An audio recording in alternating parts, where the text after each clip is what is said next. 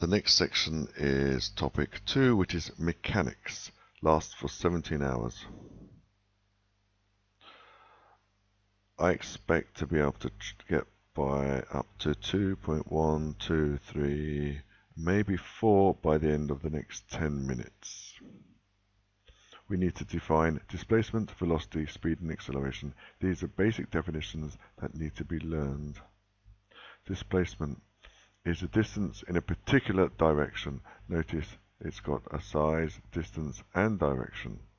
I've placed it in red, I've drawn it in red, which means it's a vector. Velocity is also a vector. This is the rate of change of displacement. It's measured in meters per second, and it's rate change of displacement divided by the time taken. Speed is a bit like velocity, but it doesn't have direction. So instead of the change of displacement, it's a change of distance. It's a rate of change of distance. So distance traveled divided by time taken. Acceleration is also a vector. It has direction. This is the rate of change of velocity. In other words, the change of velocity divided by the time taken. Circular motion, if something is moving around in a circle, it must be accelerating because the velocity is changing. So even if the speed is staying the same, if the direction is changing, even if the speed is the same, the direction is changing, the velocity must be changing, therefore it must be accelerating. Acceleration is the change of velocity divided by the time taken. We need to know the difference between instantaneous and average values for the speed, velocity and acceleration. So we can basically look at this graph and see that it starts off slowly, moves quickly, and at the end it slows down a little bit. To find the average speed, we look at the total distance divided by the total time taken, which is basically this value divided by this value. However, the speed actually changes during that time. This is where it's quite fairly slow. It's fairly slow here, but it's fastest here. So how can we find out what the speed is now?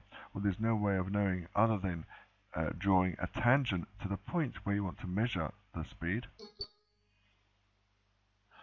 Other to the point where you want to measure the speed.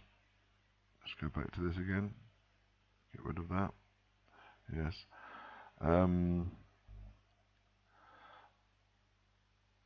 Okay, so we mentioned this, the average velocity is the total distance divided by the time taken. So the average speed, how do we do that? Let's find the point at the speed, the instantaneous speed at this instant is the change in the distance divided by the change in time for this triangle which is drawn to that tangent. So this is a fairly large value. This changes a lot with respect to time. Here we draw another tangent which doesn't quite touch the point there.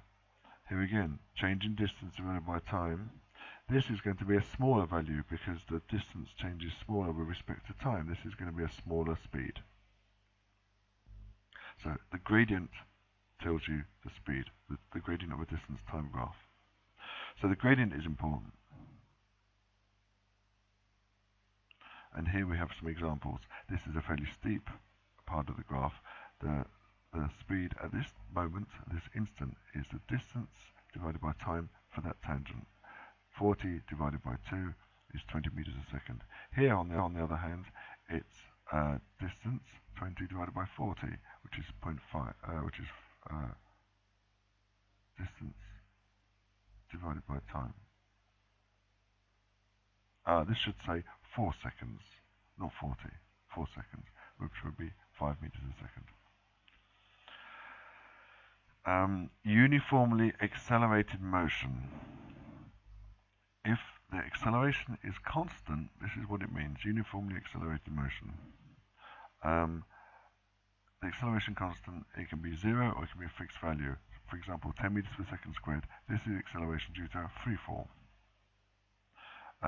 Usually, if the acceleration is constant, it's because the force is constant, and also the mass must be constant.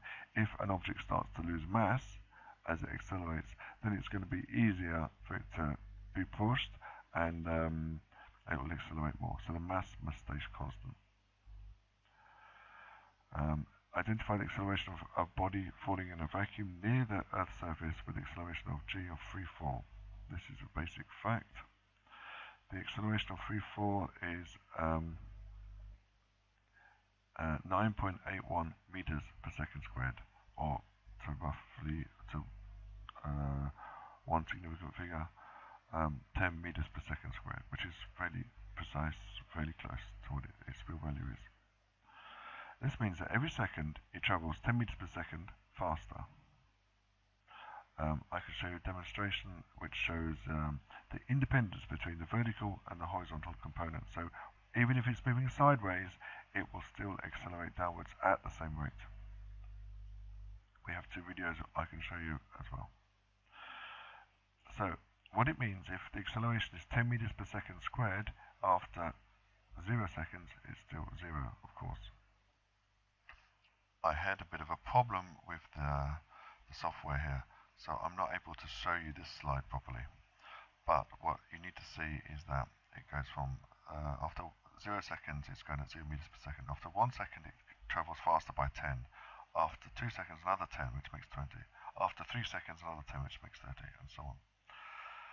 A quick way of looking at the distance travelled after it hasn't gone anywhere, no time, it's 0. After 1 second, it's travelling at 10 meters per second.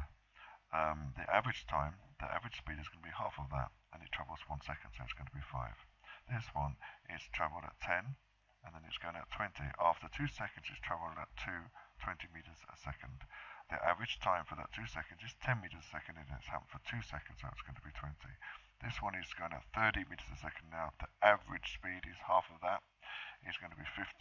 15 times 3 is 45. So that's one way of looking at that. So I need to go on to the next slide and we can carry on here. The importance of this is that even though if the cannonball were to drop from the cannon 1, 2, 3, 4, 5, this would be the vertical motion. If it were to move horizontally, vertically it would still accelerate at the same rate.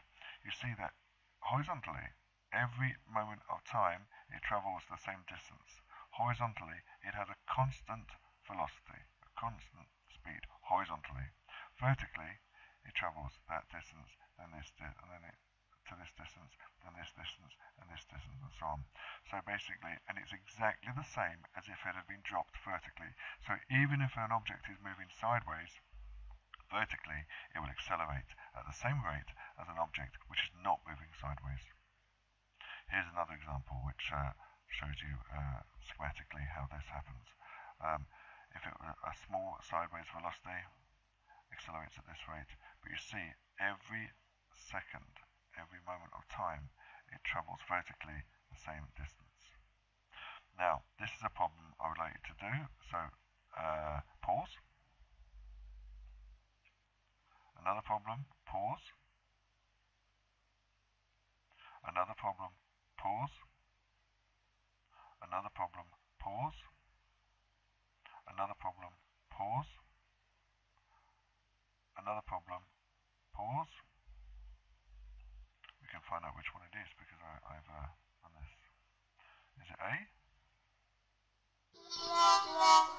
Is it B? Is it C? Is it D? There you have it. The vertical component of velocity, when its true statement regarding the vertical component of the velocity and the acceleration of a projectile when it's at its maximum height, when it gets to its highest point before it comes down. Oops, let's go back. The vertical component of the velocity, is it at maximum? Is the acceleration will always be g, by the way. It'll always be g downwards. So maybe it's this one. The vertical component is 0 and acceleration is 0, which means it's stopped in midair. So there you have it. Okay, now we have to solve some problems. Try to do this one using the equations of uniform acceleration, uniform motion. Okay, I think we'll stop there and we'll try to do this next time. F10.